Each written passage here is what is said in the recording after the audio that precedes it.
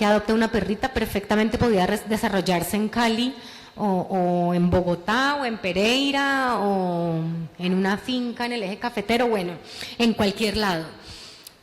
Yo quería hacer una historia en el Pacífico y cuando empecé a pensarla, una de las decisiones que tuve que tomar fue ¿quién va a ser el personaje? Cuando yo decidí que esta iba a ser una historia sobre maternidad frustrada, ¿quién va a ser el personaje? Va a ser una pelada de Cali, educada en universidad, que llega a vivir al Pacífico porque es una triple hippie chocoloca y va a construir una casa allá, o es una negra del Pacífico colombiano. Esas eran las dos alternativas que yo tenía. La primera era más honesta porque era más cercana a mí. Yo podía darle voz a ese personaje de una niña de Cali que llega a vivir al Pacífico, esa era yo y yo podía hablar desde ese yo honestamente.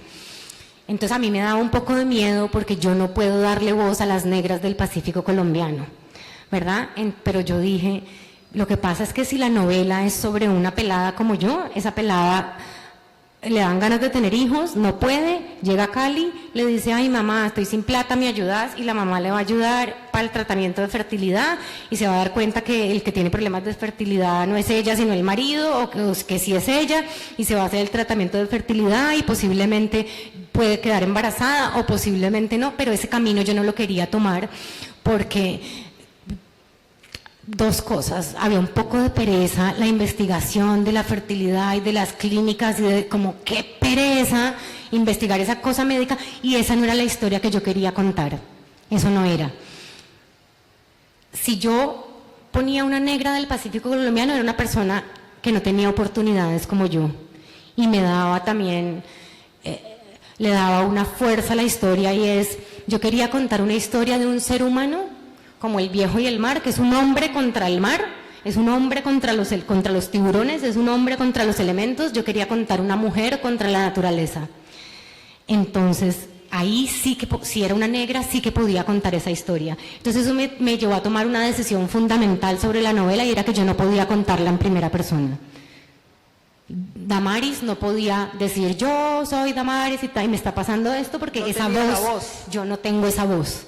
Y no quería usurpar esa voz, pero sí que podía yo hacer una narradora que vivía cerca de Damaris y que podía contar a Damaris lo que veía de Damaris, lo que pensaba que estaba pensando Damaris, eso sí que podía hacerlo. Entonces tomé esa decisión, que era un poco una decisión más arriesgada, pero que me daba la oportunidad de contar una historia sencilla, la historia que yo quería contar.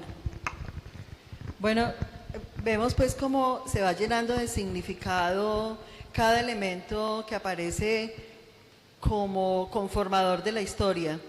De todas maneras, cuando yo leí la novela, a mí lo que más me llamó la atención no es ni que se desarrollara en el Pacífico, ni que fuese la historia de una mujer que teniendo locura por ser mamá no podía lograrlo, sino que a mí lo que me llamó la atención al leerla fue la economía del lenguaje. Yo les recomiendo a ustedes leer la novela, porque efectivamente yo conozco historias como El viejo y el mar, historias de grandes narradores clásicos que economizan también el lenguaje, pero es que en esta novela de verdad que no, es como si no sobraran palabras, como que todas las palabras estuviesen al servicio de la historia, y eso es llamativo. Yo quisiera saber, Pilar, si esa capacidad de lograrlo viene por su trabajo como guionista, donde la acción, donde todo en la historia se construye al servicio de la acción, es decir, uno ve las acciones. Casi que se puede imaginar todos los eventos como en una secuencia, porque no hay como espacio para la digresión, para la reflexión. El mismo hecho de que sea la relación entre una mujer y una perra, la perra no tiene pensamientos, es decir, como que se obvia una parte de la mitad de los problemas de las relaciones, que son las opiniones contrarias, los deseos encontrados, pues. Entonces, esa economía del lenguaje, sí, viene por esa experiencia con el guión. Yo creo que sí, pero también por muchas otras cosas.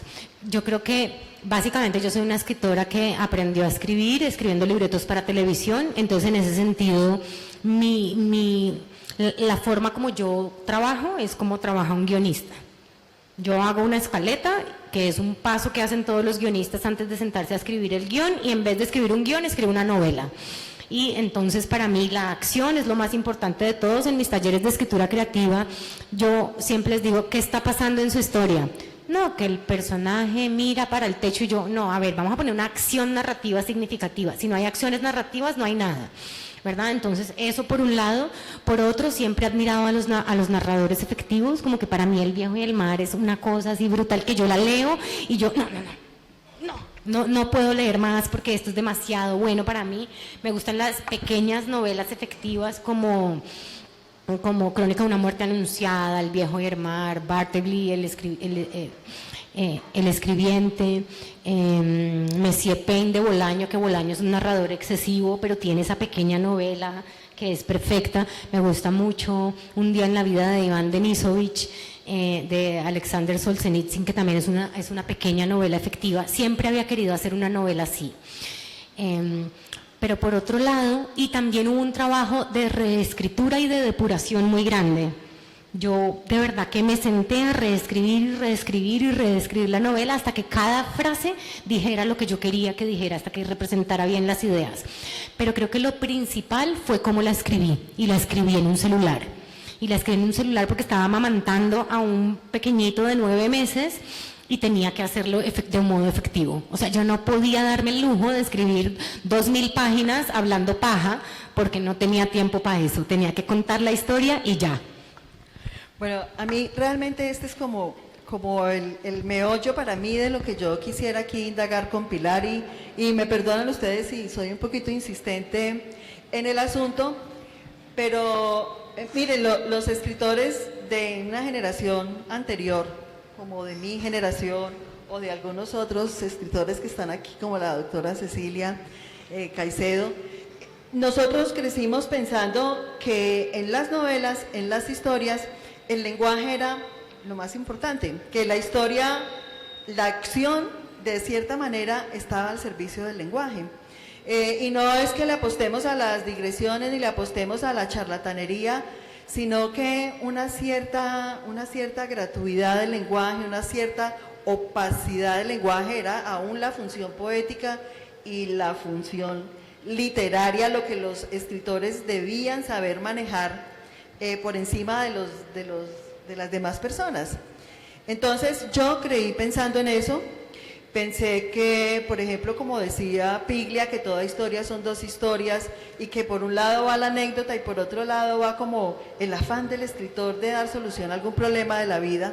Entonces que el lenguaje era como la oportunidad para que el lector pudiera no solamente entender la anécdota, sino hacerse las preguntas eternas sobre la condición humana.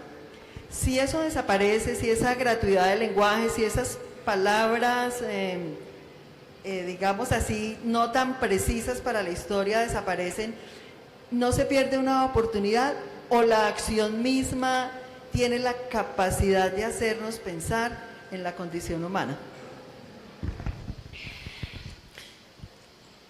Yo no creo que haya una verdad en literatura. Yo oigo a veces a escritores de mi generación diciendo, la novela es, y yo me frunzo porque digo, no, la novela no es. La novela es eso que usted está diciendo, pero también lo contrario, y también esto de por acá al lado, y también muchas cosas. Entonces yo creo que hay novelas en que lo más importante es el universo narrativo. 100 años de soledad. Hay novelas de lenguaje donde el lenguaje es lo que prima y son absolutamente maravillosas.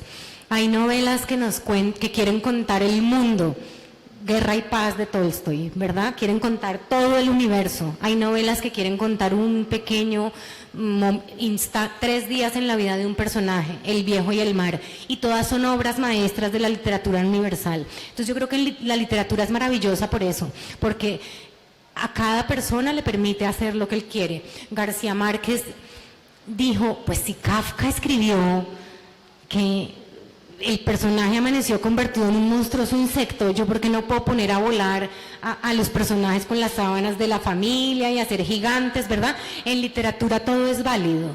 Entonces yo pienso que acá no hay verdades y que no podemos construir una teoría literaria que nos explique qué es la buena literatura y qué es la mala literatura, porque hay buenas novelas de lenguaje y malas novelas de lenguaje, buenas novelas de personaje y malas novelas de personaje, grandes novelas con tramas maravillosas y novelas de tramas malísimas.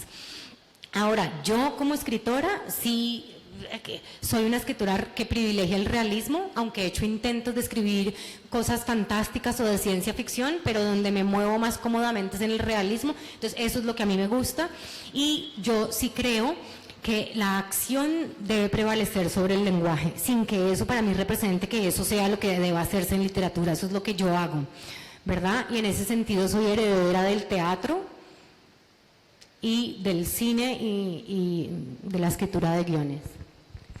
Sí, además yo veo que es como una tendencia, por ejemplo, Fernanda Trías y su novela La azotea es también así, una historia desgarrada, pero centrada siempre en la acción, y me parece bien, sí, yo pienso que, pero entonces digo, esto que yo aprendí, ¿cómo se podrá acomodar en nuevas historias que yo quiera escribir? Pero yo no creo que sea una tendencia. Está Fernanda Trías, pero también está Juan Cárdenas o Carolina Sanín. Ellos privilegian, ellos odian la trama, sí, rompen la trama, se cagan en la trama y privilegian el lenguaje. Entonces yo creo que nunca ha habido como una tendencia, sino escritores que van por este lado y escritores que van por el otro lado. Bueno, es un consuelo escucharlo.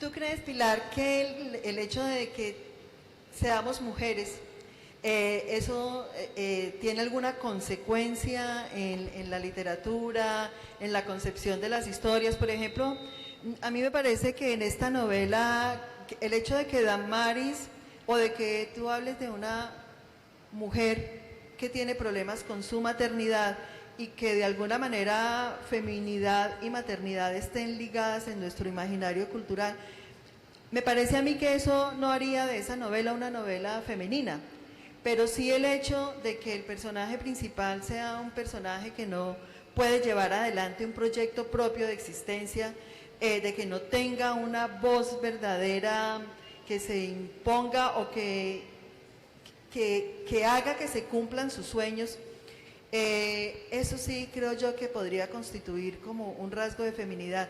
¿Tú crees que las mujeres le imprimen un rasgo especial a sus historias?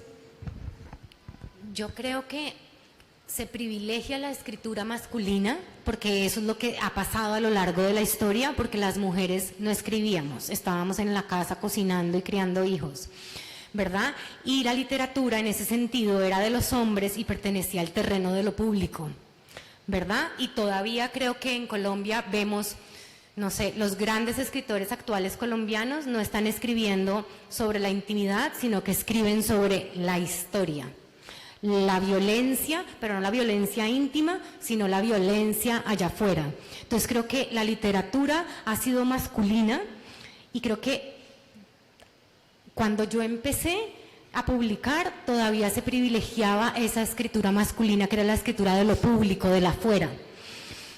Y con los movimientos feministas y con los millennials que ya están llegando a lugares de poder, ya son editores, ya son periodistas culturales, ya son críticos, yo creo, y ya hay más escritoras escribiendo, yo creo que nos hemos volcado también sobre la escritura de lo íntimo, que ha sido la escritura femenina, porque las mujeres no podíamos hablar de la afuera, sino de lo que pasaba dentro de las casas. Entonces yo creo que antes esa literatura como que era tenida como, ay, era menor. Digamos, Jane Austen a finales del siglo XVIII escribía novelas sobre la intimidad y lleva 200 años vigente y es un clásico, y todavía leo a críticos literarios diciendo, pues sí, ella es un clásico, pero pues escribía de temas pendejitos. A ver, lleva 200 años, la llevamos leyendo 200 años, es un clásico, punto. No le pongas etiquetas ni disminuyas lo que hizo, es un clásico como Dickens, ¿verdad? Está a la misma altura. Pero entonces yo creo que esas etiquetas que se le ponían a esa literatura que no era de lo público, hoy en día se las estamos quitando si se está valorando esa escritura. Entonces yo creo que hay una literatura que es femenina, que es más de lo íntimo, de lo que pasa dentro de las casas, y hay una literatura masculina que es de lo público, que pasa en el afuera. Ahora, hay mujeres que escriben literatura masculina y hay hombres que escriben literatura femenina. Sí, claro. Bueno, voy a como alejarme ya un poquito aquí de la novela de la perra y de estos problemas de la escritura, y voy a preguntarle algo que leí en una entrevista que le hicieron y donde le preguntan qué consejo le daría usted a los jóvenes escritores, y usted dice que el consejo que les daría es que no escriban, que no haya más escritores, o que, bueno, al menos que no muchos se dediquen a esta tarea. Y entonces eso me produce curiosidad.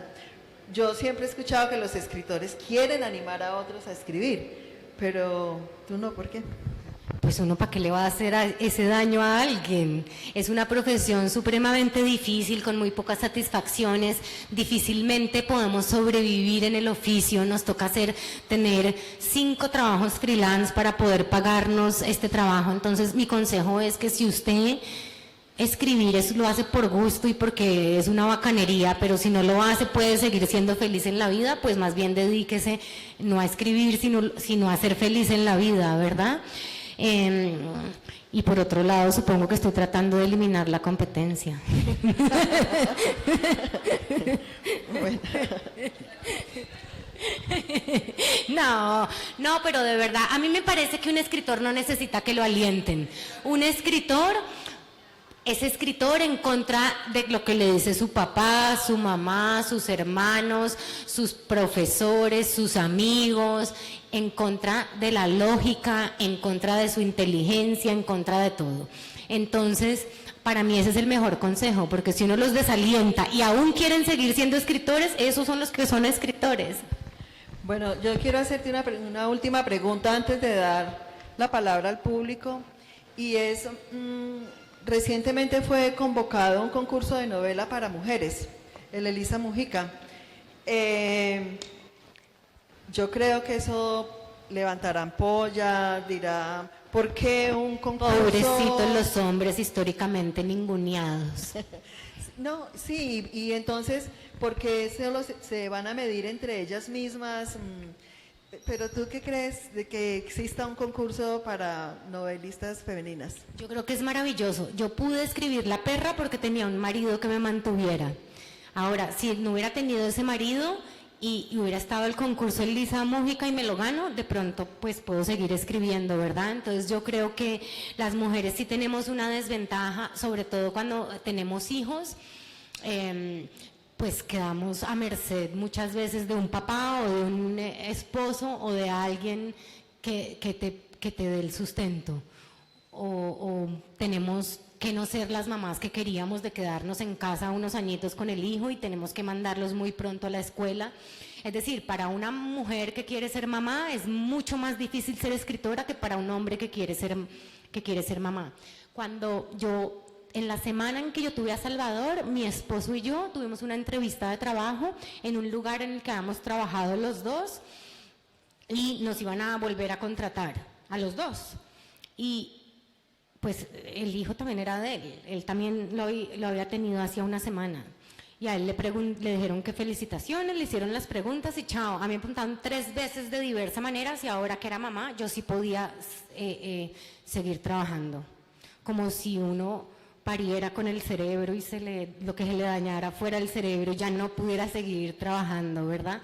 Entonces yo sí he sentido discriminación en ese sentido y sí me ha parecido que ha sido para mí más difícil ganarme el sustento después de ser mamá, sobre todo en estos primeros años de mi hijo.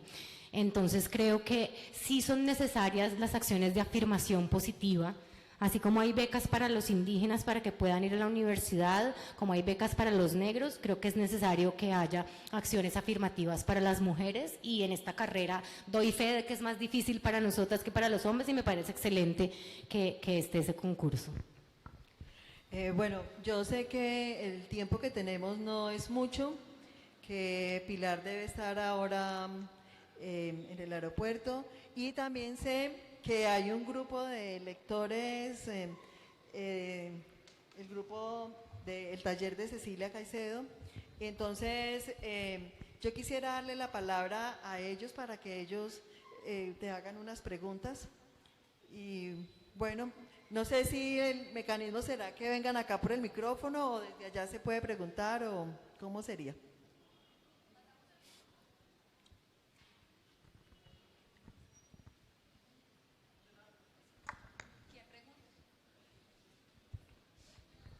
Buenas noches, mi nombre es Cecilia Duque y tengo mucho gusto en conocerla, Pilar. Muchas gracias. Cuando la profesora nos puso a leer su obra en un taller literario que estábamos haciendo con ella, la obra suya no estaba en Pereira y no se conseguía. Yo soy de la antigua, que no me gusta leer libros de internet ni con el aparatico, me desespero. Me regalaron un audiolibro de estos para leer y lo regalé otra vez porque yo no sirvo para eso. A mí me gusta el papel. Y estoy escribiendo por primera vez en mi vida, a esta edad, mi primera novela.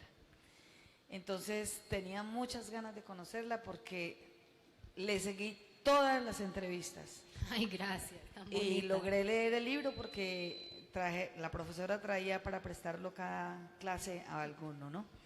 Entonces me la leí toda y le tengo apuntado sus comas y sus puntos en su libro. Mi pregunta va fuera de usted. A ver usted qué me responde. ¿Cómo interpreta usted que se haya ganado usted este premio último en Colombia?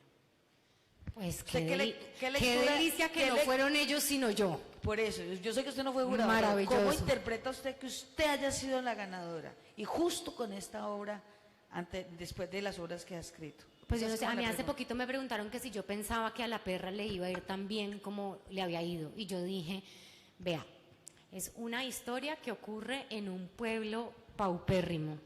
La protagonista es una negra, pobre y gorda, que está llegando a los 40, y es una historia sobre el deseo frustrado de tener hijos.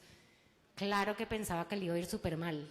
O sea, yo jamás me imaginé que le iba a ir bien, porque yo pensé que le iba a gustar. O sea, si le gustaba a Toño, mi mejor amigo, y a Eduardo, mi marido, yo ya, con eso la logré. Entonces fue una sorpresa muy grande. Pues no sé. ¿Les gustó? Espero.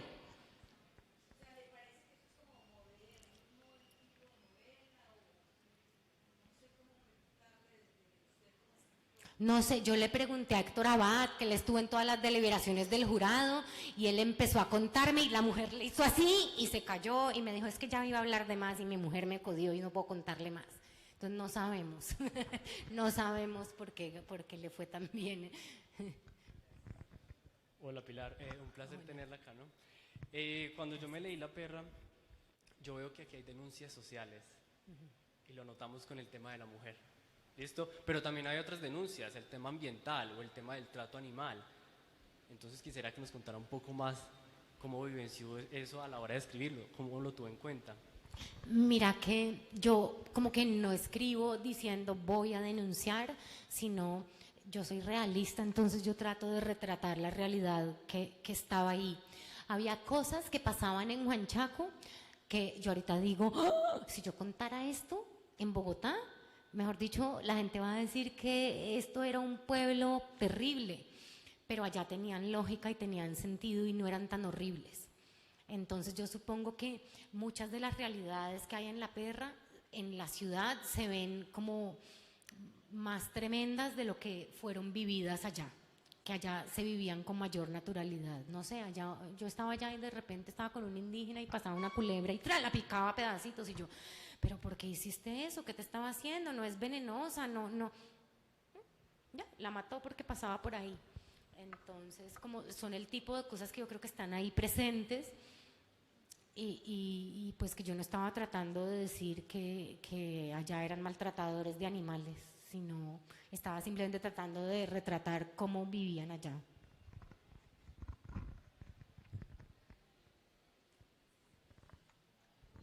Pilar, mucho gusto tenerte acá y mi pregunta va para que me profundices un poquito más sobre el personaje de Rogelio, porque es que a mí sí me parece que yo percibí una violencia de género de él hacia ella y llega un momento de desamor absoluto y desapego de ella que, o sea, se mamó de todo hasta la perra, pero tampoco voy a contar al final. Y Susana, te gané, si era negra, Damaris.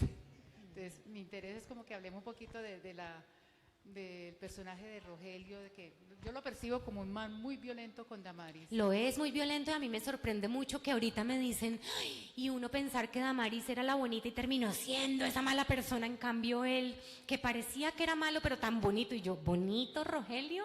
Rogelio ejerce la violencia con su mujer de principio a fin, la trata mal, le habla mal, le dice que es torpe, la ignora, todo el tiempo. Lo que pasa es que es una violencia que nosotros aceptamos como normal. A mí lo que me impresiona cuando me dicen que Rogelio es bonito es que es bonito porque al final nunca le pegó, ni nunca la mató, ni nunca la violó, ¿verdad? Pero bonito no es un hombre violento, solo que de una violencia que nosotros normalizamos y nos parece que ese trato de un hombre hacia una mujer es normal.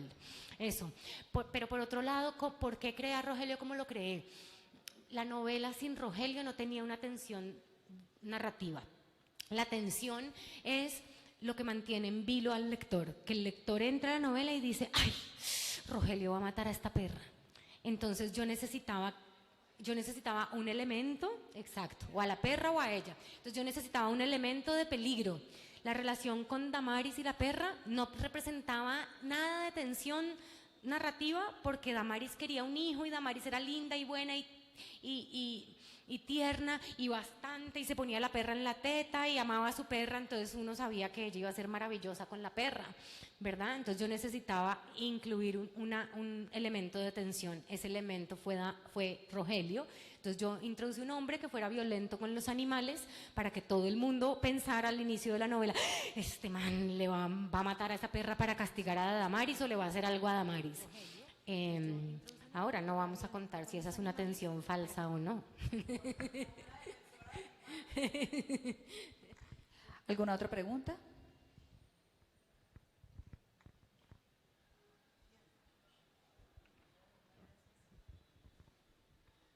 Hola Pilar, un gusto tenerte acá. Veo que tu obra se acerca mucho a Yerma de García Lorca, y en Yerma yo siento que al final hay como, con el final tan fuerte que hay en Yerma, como lo hay en tu novela, hay como una ruptura de esa estructura social de que siempre las mujeres necesariamente son sinónimo de maternidad. Entonces como que al final de la obra como que hay esa ruptura de que no necesariamente es así. Quizá tuviste esa intención también con el final, pues que no vamos a contar, pero con ese final tan fuerte, tan contundente. Sí, absolutamente. Mira que yo creo que Johnson y Johnson nos ha hecho mucho daño porque nos mostró la maternidad como una señora recién parida, maquillada, alisada, con un bebé así sonriendo, cuando en realidad uno recién parido está horrible, está gordo todavía, pues maquillado y peinado difícilmente logra uno estarlo. Dar teta duele como un hijo de puta al principio. Y el bebé, pues uno sí lo quiere y divino y maravilloso, pero hay momentos en la mitad de la noche cuando uno lleva 3 semanas sin dormir donde uno no lo quiere y uno dice, este hijo de putica lo quiero matar, porque no se calla, ¿verdad? Y yo creo que es importante mostrar que eso es la maternidad. Cuando uno dice estas cosas, mala madre.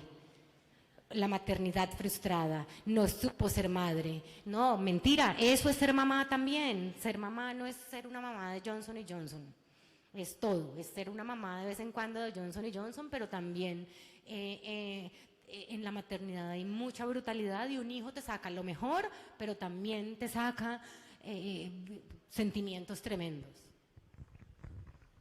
Pilar, estamos muy complacidos de tenerte en Pereira. En otra ocasión ya había presentado tu libro en la feria del año pasado, creo. Sí, señora. Había presentado el libro sin conocerlo a cabalidad. Ahora lo hemos leído con este grupo que están en el Banco de la República haciendo un taller sobre tu libro, lo hicimos, y otros temas. Pero a mí lo que me interesa de él resaltar realmente es este hecho de la periferia en todos los sentidos.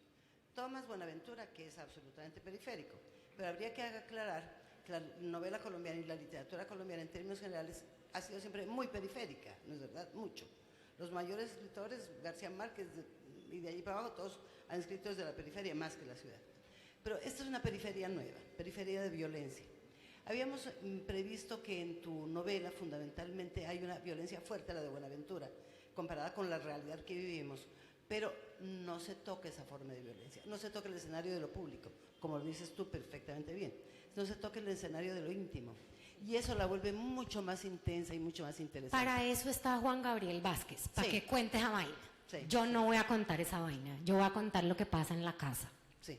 Y la segunda parte es periferia, pero también como mujer. Entonces, retomo la pregunta de Susana Henao, que me parece acertada. Hay unos ojos de mujer distintos para ver la narrativa, hay una mirada, no la tensión y la intensidad con la que escribamos o no las mujeres en relación con la escritura de los hombres, sino ¿qué le ponemos de picante que haga susceptible de que la asumamos como nuestra como mujeres? Yo creo que las mujeres muestran una violencia y una oscuridad que no muestran los hombres. El año pasado estuve leyendo muchas novelas de mujeres y vi películas de mujeres y yo decía, Dios mío, ¿qué es esta brutalidad tan tremenda? Y yo creo que eso hay en la mujer y está saliendo por fin, nos están dejando publicar y sacar eso que tenemos adentro y me parece una absoluta maravilla. Como que uno se voltea a ver las obras de las mujeres, se vieron Matar a Jesús de Laura Mora. Si no se han visto Matar a Jesús, tienen que salir ya a verse Matar a Jesús. Díganle a Giovanni que la vuelva a poner, que yo sé que la puso acá en Pereira, reclame, porque es absolutamente maravillosa, ¿verdad? En Amazona de Claire Weiskopf también estamos viendo el otro lado de la maternidad, una mamá absolutamente egoísta, pero mamá. Y asimismo hay muchas obras que nos están mostrando eso. Yo también quiero hablar de lo marginal. A mí, en cuántas entrevistas me han preguntado, oye, pero es que la literatura colombiana está hecha desde Bogotá y desde el centro. Y yo, a ver, o sea, nuestro premio Nobel de Literatura escribió de pueblos perdidos por allá en el Caribe.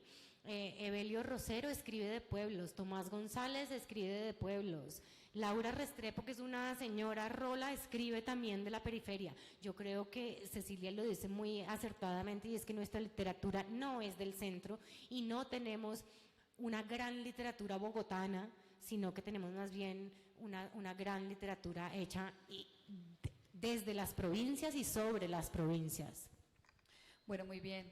En aras del tiempo, para alcanzar con el itinerario de nuestra escritora, le queremos agradecer inmensamente a Pilar Quintana. Un fuerte aplauso, por favor, por su presencia, sus palabras, sus enseñanzas. Muchas gracias, muchas gracias. A la profesora Susana Henao, muchas gracias por estar con nosotros en Un Café Con, y los invito también desde la emisora cultural. El próximo 1 de mayo será emitido un especial, una entrevista muy especial, muy personal y muy íntima, que esta tarde sostuvimos con la escritora Pilar Quintana. A todos ustedes, mil gracias por haber estado con nosotros. En Facebook, en el Facebook de la Secretaría de Cultura, queda archivado el conversatorio que acabamos de disfrutar. Feliz noche.